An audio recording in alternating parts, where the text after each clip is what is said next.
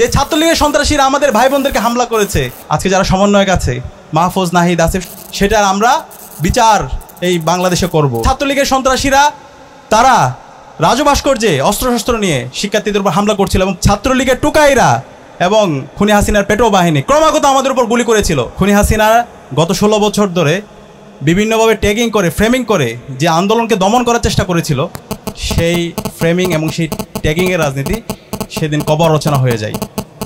এবং যখন শিক্ষার্থীরা স্বতঃস্ফূর্তভাবে এই স্লোগান দিচ্ছিল খুনি হাসিনা, তারা সিদ্ধান্ত নেয় ছাত্রলীগের সন্ত্রাসী বহিরাগতদেরকে নিয়ে এসে আমাদের শিক্ষার্থী ভাই বোনদের উপরে তারা হামলা করবে।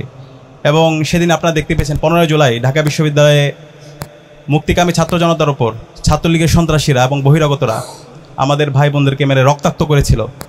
আমরা যখন আমাদের ভাইদেরকে নিয়ে, বোনদেরকে নিয়ে যখন হাসপাতালে যাচ্ছিলাম, সেখানে তারা হামলা করেছিল।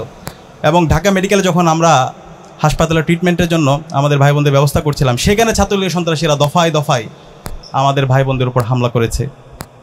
এবং সেদিন আমরা সিদ্ধান্ত নিই যে ছাত্রলীগের সন্ত্রাসীরা, যে খুনি হাসিনা আমাদের ভাই বোনদেরকে মেরে রক্তাক্ত করেছে, যে আমাদের ভাই বোনদেরকে হাসপাতালে নৃশংসভাবে হামলা করেছে, তারা আমরা আর এক মুহূর্ত সহ্য করব না।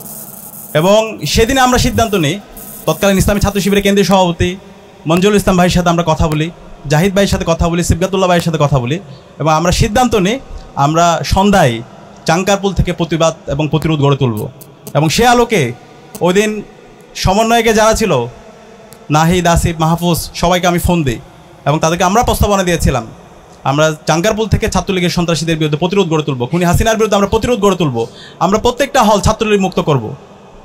এবং সেদিন আমরা দেখতে পেয়েছি আমাদের ঢাকা মহানগরের ক্লাস 6, 7, 8, 9, 10-এর আমাদের এই ছোটো ছোটো ভাইরা, তারা এই খুনি হাসিনার যে অস্ত্র, তার পেটোয়া বাহিনীর যে অস্ত্র, ছাত্রলীগের সন্ত্রাসীদের যে অস্ত্র, সে অস্ত্রকে তোয়াক্কা না করে তারা আবু সাইদের মতো তাদের দুই হাতকে প্রসারিত করে তারা চাঙ্কারপুলে একত্রিত হয়েছিল এবং তারা প্রতিরোধ গড়ে তুলেছিল।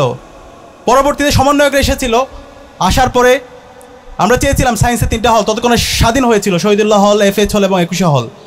এই 3টা হলের শিক্ষার্থীদেরকে সাথে নিয়ে এবং আমরা মহানগর থেকে আমাদের জনশক্তি যারা এসেছিল সবাইকে একসাথে নিয়ে আমরা চাঙ্কারপুল থেকে প্রতিবাদ এবং প্রতিরোধ মিছিল আমরা বের করে রাজভাস্কর্যে ছাত্রলীগের যে সন্ত্রাসীরা আছে এবং বিভিন্ন হলে ছাত্রলীগের যে সন্ত্রাসীরা আছে তাদেরকে আমরা ক্যাম্পাস ছাড়া করব। এবং সেই অনুযায়ী আমরা প্রস্তুতি নিয়েছিলাম এবং প্রত্যেকটা ওদিন সায়েন্সের হলে গিয়েছিলাম। কিন্তু সামগ্রিক প্রস্তুতির ঘাটতি এবং শিক্ষার্থীরা দুপুর থেকে প্রতিরোধ করার কারণে তারা ক্লান্ত অবস্থায় ছিল, যার প্রেক্ষিতে তখন আমরা সিদ্ধান্ত নিয়েছিলাম আমরা পরবর্তী দিন সারা দেশে বিক্ষোভ কর্মসূচি ঘোষণা করেছিলাম। এবং বিক্ষোভ কর্মসূচি ঘোষণার পরে যখন সারা দেশ আতঙ্কিত হয়ে গিয়েছিল, বিশ্ববিদ্যালয়ের শিক্ষার্থীরা বিশেষ করে আতঙ্কিত হয়ে গিয়েছিল, তখন আমরা রাতে সারা রাত ধরে আমরা পরিকল্পনা করলাম এবং সকালে আমরা সবার সাথে বসলাম এবং আমরা সিদ্ধান্ত নিলাম আমরা এই ঢাকায় শক্তিশালী প্রতিরোধ গড়ে তুলব এবং এই পাশাপাশি সারা দেশের সকল ক্যাম্পাসগুলোতে এবং মহানগরগুলোতে আমরা বড় ধরনের প্রতিবাদ কর্মসূচি করব। এবং সেদিন সকাল থেকে আমি দফায় দফায় আজকে যারা সমন্বয়ক আছে, মাহফুজ, নাহিদ, আসিফ, সবার সাথে আমরা কথা বলছিলাম এবং শিক্ষার্থীদেরকে আশ্বস্ত করার চেষ্টা করছিলাম এবং বলছিলাম আমরা আজকে প্রতিরোধ গড়ে তুলব, যত লোক লাগে সেটা ইসলামী ছাত্র শিবির আপামর ছাত্র জনতাকে সাথে নিয়ে আমরা ব্যবস্থা করব।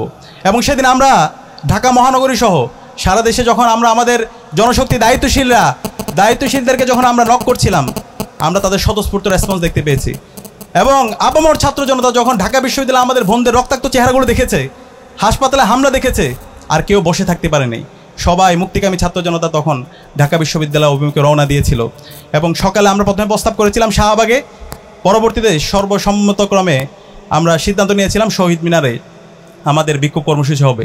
এবং এর সাথে সারা দেশের সকল ক্যাম্পাসগুলোতে আমরা বিক্ষোভ কর্মসূচি করার জন্য আমাদের ছাত্র অধিকার সম্পাদকের মাধ্যমে সারা দেশব্যাপী আমরা নির্দেশনা দিয়ে দিয়েছিলাম।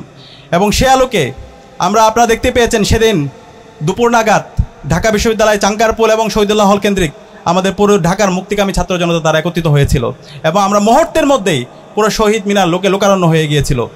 একই সময়ে ছাত্রলীগের সন্ত্রাসীরা তারা রাজভাস্কর্যে অস্ত্রশস্ত্র নিয়ে শিক্ষার্থীদের উপর হামলা করছিল এবং প্রত্যেকটা হলে হলে তারা হুমকি দিচ্ছিল।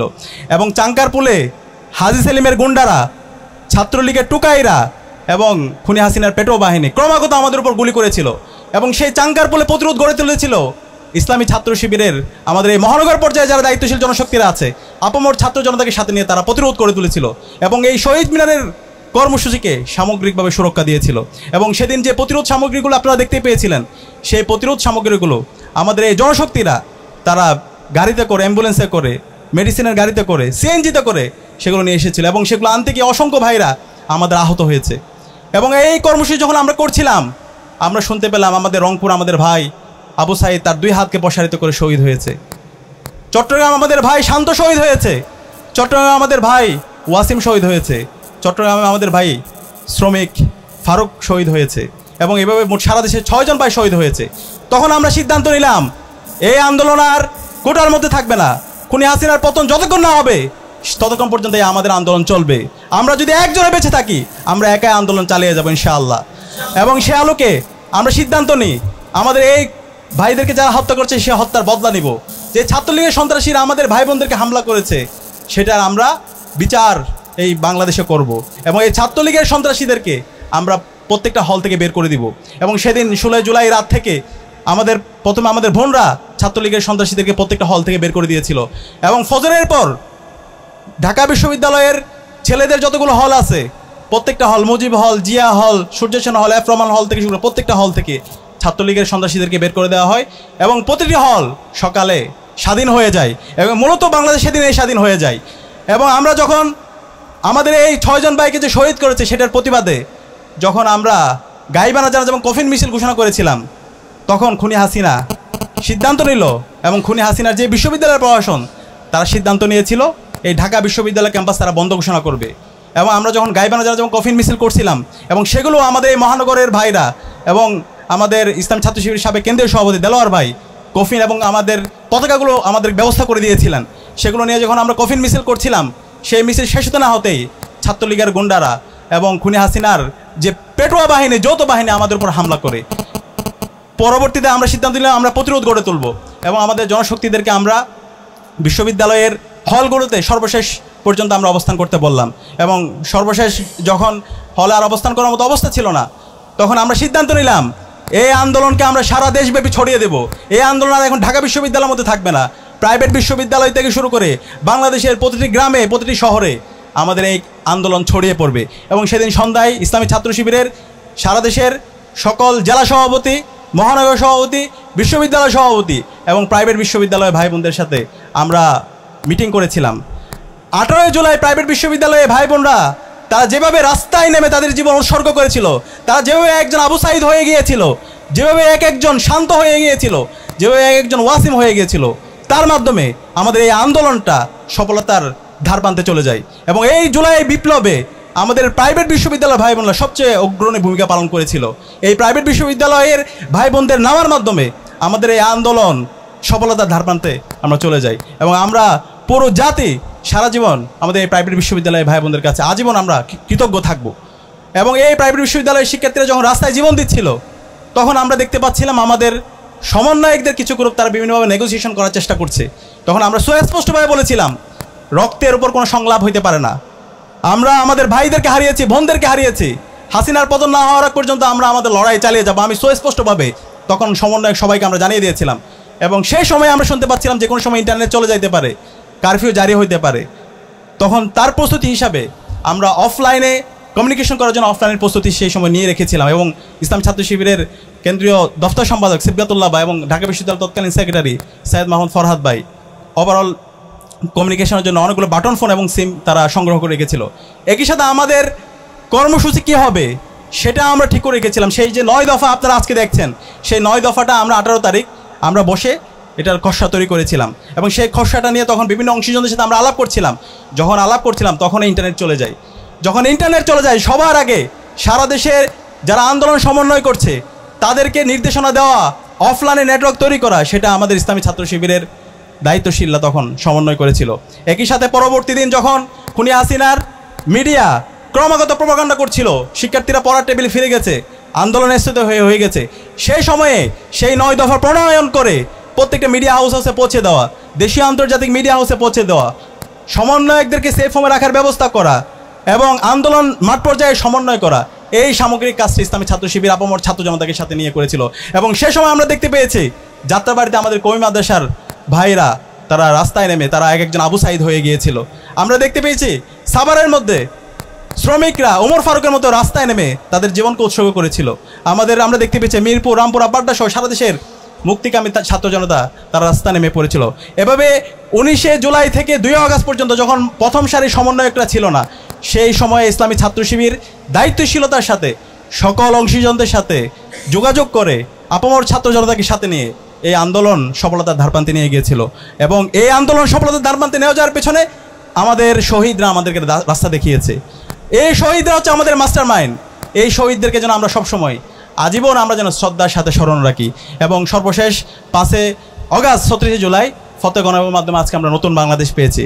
তো প্রিয় ভাইরা, আপনাদেরকে বলতে চাই, এই নতুন বাংলাদেশে কেউ যদি আবার নব্য ফ্যাসিস্ট হতে চায়, কেউ যদি আবার হাসিনা হইতে চায়, কেউ যদি আবার ক্যাম্পাসগুলোতে ছাত্রলীগের মতো নিপীড়নমূলক কর্মকাণ্ড করতে চায়, বাংলাদেশে খুনি হাসিনার যে পরিণতি হয়েছিল, ছাত্রলীগের যে পরিণতি হয়েছিল, তার চাইতে খারাপ পরিণতি হবে ইনশাআল্লাহ। এবং আমাদের রক্তের উপর বসে আমাদের আবু সাইদ, ওয়াসিম, শান্ত, মুগ্ধ সহ 2000 শহীদদের রক্তের উপর বসে আজকে যে ইন্টারিম গঠিত হয়েছে, তারা যদি শহীদদের যে স্পিরিট, শহীদদের যে আকাঙ্ক্ষা, সে আকাঙ্ক্ষার আলোকে নতুন বাংলাদেশ বিনির্মাণ না করে ইতিহাসে তাদেরকে আমরা গাদ্দার হিসাবে সাব্যস্ত করব এবং তাদেরও বিচার করবো ইনশাআল্লাহ আমরা।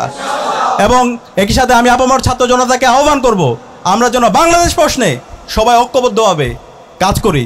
আমাদের আদর্শিক ভিন্নতা থাকতে পারে, কিন্তু বাংলাদেশ প্রশ্নে, জুলাইয়ের প্রশ্নে, নতুন বাংলাদেশ বিনির্মাণ প্রশ্নে আমরা যেন সবাই ঐক্যবদ্ধভাবে আমাদের শহীদদের স্পিরিটকে লালন করে আমাদের বাংলাদেশকে ইনসাফ ভিত্তিক বৈষম্যহীন বাংলাদেশ বিনির্মাণের জন্য কাজ করি, সে আহ্বান জানিয়ে আজকে আমি আমার কথা এখানে শেষ করছি। আসসালামু আলাইকুম রহমতুল্লাহ। ربنا ظلمنا أنفسنا وإن لم تغفر لنا وترحمنا لنكونن من الخاسرين اللهم رب ارحمهما كما ربياني صغيرا رب اشرح لي صدري ويسر لي أمري واحلل عقدة من لساني يفقهوا قولي রব্বুল আলামিন। আল্লাহ, আমরা কতিপয় গুনাহগার বান্দা আল্লাহ তোমার কাছে হাত তুলেছি। রব্বুল আলামিন, আল্লাহ গুনাহ করতে করতে আমাদের অন্তরগুলো কলুষিত হয়ে গেছে। রব্বুল আলামিন, জীবনে যত গুনাহ করেছি আল্লাহ, জেনে করেছি না জেনে করেছি আল্লাহ, ইচ্ছা করেছি অনিচ্ছা করেছি, রব্বুল আলামিন তুমি আমাদের জীবনের সমস্ত গুনাহগুলোকে মাফ করে দাও। রব্বুল আলামিন, আল্লাহ আজকে তোমার কাছে হাত তুলেছি। রব্বুল আলামিন, গত বছর আল্লাহ এই সময়ে যখন আমরা রব্বুল আলামিন আল্লাহ মুক্তি দেশে আল্লাহ সারা দেশে আল্লাহ মুসলিমরা তোমার কাছে কান্না করছিল আল্লাহ জালেম থেকে মুক্তি পাওয়ার জন্য। রব্বুল আলামিন আল্লাহ আমাদের ভাইরা জীবন দিচ্ছিল। রব্বুল আলামিন আল্লাহ, রব্বুল আলামিন আমাদের এই ভাইদের আত্মত্যাগের মাধ্যমে আল্লাহ আজকে আমরা নতুন বাংলাদেশ পেয়েছি আল্লাহ। রব্বুল আলামিন তুমি আমাদের এই সকল ভাইদেরকে তুমি কবুল করে দাও আল্লাহ। রব্বুল আলামিন আল্লাহ, গত বছর এই দিনে রব্বুল আলামিন আবু সাইদ তার 2 হাতকে প্রসারিত করে আল্লাহ নতুন বাংলাদেশ বিনির্মাণ করার জন্য আল্লাহ জীবন দিয়েছিল। রব্বুল আলামিন তুমি আবু সাইদকে জান্নাতুল ফেরদৌসের মেহমান হিসেবে কবুল করে নাও আল্লাহ। রব্বুল আলামিন তুমি আমাদের ভাই আল্লাহ ফয়সাল আহমদ শান্তকে কবুল করে নাও আল্লাহ। রব্বুল আলামিন, আমরা যখন শান্তির জীবনী পড়ি আল্লাহ, রব্বুল আলামিন সবসময় শাহাদাতের তামান্না লালন করতো আল্লাহ। রব্বুল আলামিন আজাদির কথা বলতো আল্লাহ, মুক্তির কথা বলতো আল্লাহ। রব্বুল আলামিন তুমি আমাদের শান্তকে জান্নাতুল ফেরদৌসের মেহমান হিসেবে কবুল করে দাও আল্লাহ। রব্বুল আলামিন তুমি আমাদের ভাই ওয়াসিমকে আল্লাহ কবুল করে দাও আল্লাহ। রব্বুল আলামিন তাকে জান্নাতুল ফেরদৌসের মেহমান হিসেবে কবুল করে দাও আল্লাহ। রব্বুল আলামিন শ্রমিক একজন আল্লাহ ফারুক আল্লাহ এই দেশকে মুক্তির জন্য জীবন দিয়েছে। রব্বুল আলামিন আল্লাহ তাকে জান্নাতুল ফেরদৌসের মেহমান হিসেবে কবুল করো আল্লাহ। রব্বুল আলামিন পুরো জুলাই আল্লাহ যত আমাদের ভাই বোনরা শহীদ হয়েছে রব্বুল আলামিন তুমি তাদের সবাইকে জান্নাতুল ফেরদৌসের মেহমান হিসেবে কবুল করে দাও আল্লাহ। বিগত 16 বছরে আল্লাহ ইসলামী ছাত্র শিবিরের অসংখ্য ভাইরা গুম হয়েছে আল্লাহ, শহীদ হয়েছে আল্লাহ, গাজী হয়েছে আল্লাহ। রব্বুল আলামিন তুমি সবাইকে আল্লাহ কবুল করে দাও আল্লাহ। সকল শহীদদেরকে তুমি জান্নাতুল ফেরদৌসের মেহমান হিসেবে কবুল করে নাও আল্লাহ। রব্বুল আলামিন ইসলামী ছাত্র শিবির কেন্দ্রীয় সভাপতি আল্লাহ মীর কাসেম আলী ভাইকে আল্লাহ তুমি কবুল করে নিয়ে গেছো আল্লাহ। রব্বুল আলামিন এই জালেম হাসিনা আল্লাহ আমাদের নেতৃবৃন্দকে অন্যায়ভাবে শহীদ করেছে রব্বুল আলামিন। রব্বুল আলামিন তুমি তাদের সবাইকে জান্নাতুল ফেরদৌসের মেহমান হিসেবে কবুল করে নাও আল্লাহ। রব্বুল আলামিন আল্লাহ আরও যারা বিভিন্ন জুলুমের শিকার হয়েছে আল্লাহ, গুমের শিকার হয়েছে রব্বুল আলামিন তুমি তাদের সবাইকে আল্লাহ কবুল করে নাও আল্লাহ। রব্বুল আলামিন আল্লাহ, শহীদরা যে জন্য জীবন দিয়েছে আল্লাহ, যার মাধ্যমে আজকে নতুন বাংলাদেশ পেয়েছি আল্লাহ, সেই নতুন বাংলাদেশ যেন আমরা বিনির্মাণ করতে পারি সেই তৌফিক তুমি আমাদেরকে দান করো আল্লাহ। রব্বুল আলামিন আমাদের এই শহীদ পরিবারগুলোকে সবরে জামিল দান করো আল্লাহ, সকল সমস্যাগুলোকে দূর করে দাও আল্লাহ। যারা আহত আছে আল্লাহ, এখন হাসপাতালে বেঁধে কাঁদতে আছে, রব্বুল আলামিন তুমি তাদেরকে আল্লাহ সুস্থতার নিয়ামত দান করো আল্লাহ। রব্বুল আলামিন তাদেরকে তো সুস্থ করে দাও আল্লাহ, উত্তম এবং হালাল রিজিকের ব্যবস্থা করে দাও আল্লাহ। রব্বুল আলামিন তুমি বাংলাদেশকে কবুল করে নাও আল্লাহ। এত রক্ত দেওয়ার পরও আল্লাহ এই দেশকে যদি আমরা রব্বুল আলামিন দেশের স্বাধীনতা সার্বভৌমত্ব অখণ্ডতাকে যদি রক্ষা করতে না পারি আল্লাহ, রব্বুল আলামিন আল্লাহ পরবর্তী প্রজন্ম আল্লাহ আমাদেরকে ক্ষমা করবেন আল্লাহ। রব্বুল আলামিন তুমি আমাদের মধ্য থেকে এক একজন খালিদ বিন ওয়ালিদ তৈরি করে দাও আল্লাহ, আমাদের মধ্যে থেকে হযরত আবু বকর তৈরি করে দাও আল্লাহ, উমর তৈরি করে দাও আল্লাহ, উসমান তৈরি করে দাও আল্লাহ, আলীরও তৈরি করে দাও আল্লাহ। রব্বুল আলামিন তুমি আমাদের যোগ্যতা বাড়িয়ে দাও আল্লাহ। ওয়া সাল্লাল্লাহু তাআলা আলা খায়রিল খালকিহি ওয়া আলা আলিহি ওয়া সাহবিহি আজমাইন ওয়া সালামুন আলাল মুরসালিন ওয়া আলহামদুলিল্লাহি রাব্বিল আলামিন বিরহমাতিকা।